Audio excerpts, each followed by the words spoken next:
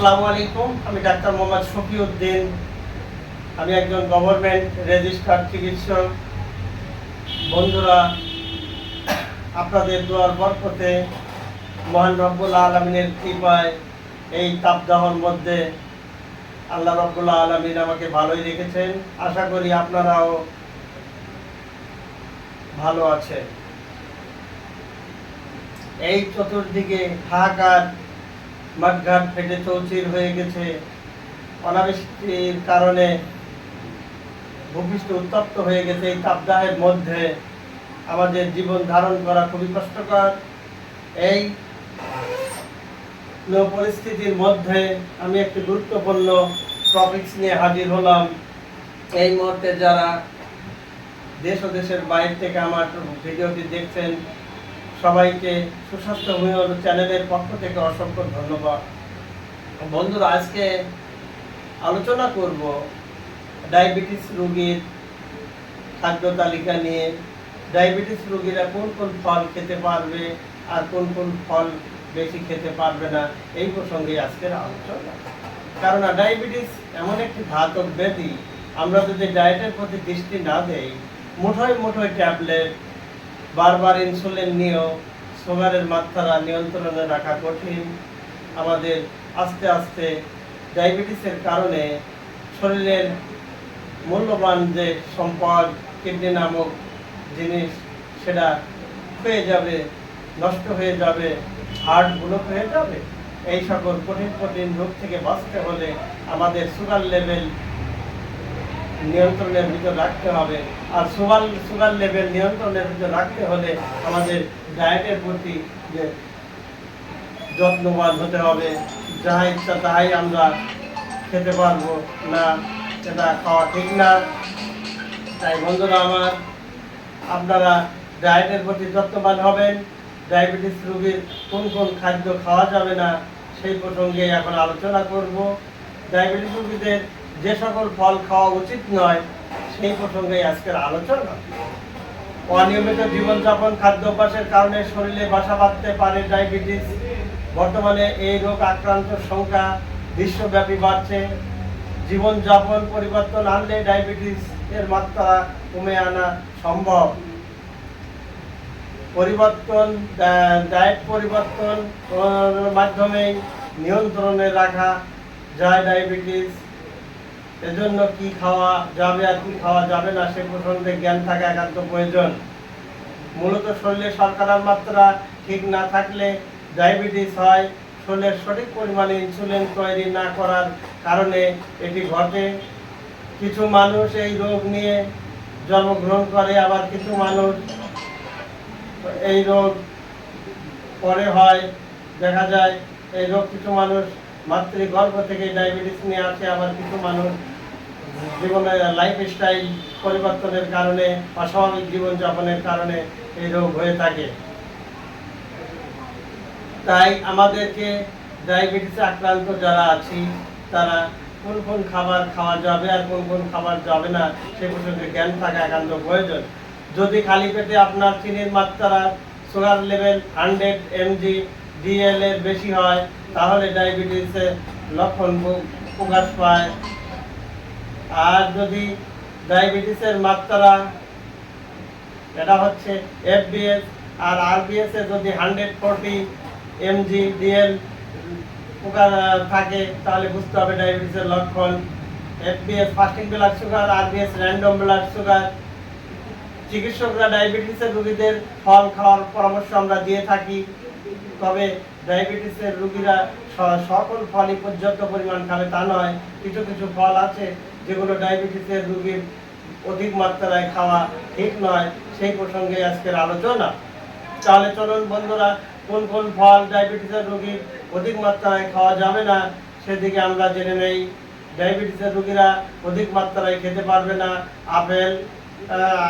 অধিক মাত্রায় বা নিয়মিত প্রতিদিন খাবে ডায়াবেটিসের রোগীরা যে সকল ফলগুলো নিয়মিত খাবে, সুগার লেভেল স্বাভাবিক থাকবে, সেগুলো হলো আপেল, কমলা, স্ট্রবেরি, চেরি। এই ফলগুলো ডায়াবেটিস রোগীরা বেশি মাত্রায় খেলেও শরীরের সুগার লেভেল স্বাভাবিক থাকবে এবং শরীর ভালো থাকবে। আর যে সকল ফল ডায়াবেটিস রোগীরা খেতে পারবে না, তরমুজ, আনারস, কলা, আম, মিষ্টি আম এগুলো খাইতে পারবে সামান্য মাত্রায়, কিন্তু অধিক মাত্রায় খেলে সুগার লেভেল গ্রো করবে, ডায়াবেটিস রোগীদের আস্তে আস্তে কিডনি নামক বস্তুটা ক্ষতিগ্রস্ত হবে।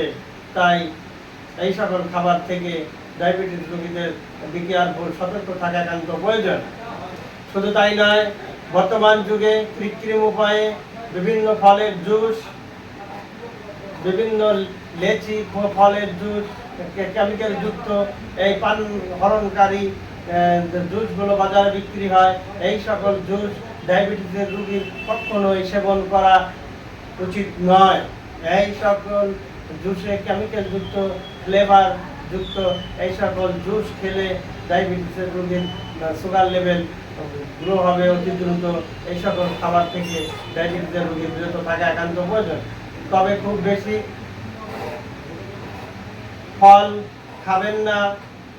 বেশি ফল খেলে ডায়াবেটিস রোগীর সুগার লেভেল বেড়ে যেতে পারে। চিকিৎসকরা বলেন ডায়াবেটিস রোগীদের প্রতিদিন তাদের খাদ্য তালিকায় 1 থেকে 2টি ফল খাওয়া উচিত। সকালে ফল খাওয়া বেশি উপকারী। বন্ধুরা আমার, সকালবেলায় ফল খাওয়া সবচেয়ে বেশি উপকারী। তবে ভাত খাওয়ার পরে কেউ ফল খাবেন না। আহারের সঙ্গে সঙ্গে ফল খেলে অ্যাসিড হবে, অ্যাসিডিটির কারণে আপনার আরো বেশি ক্ষতি হবে। তাই ভাত খাওয়ার পরপরই ফল খাওয়া উচিত নয়, এবং গভীর রাতেও ফল খাওয়া উচিত নয়।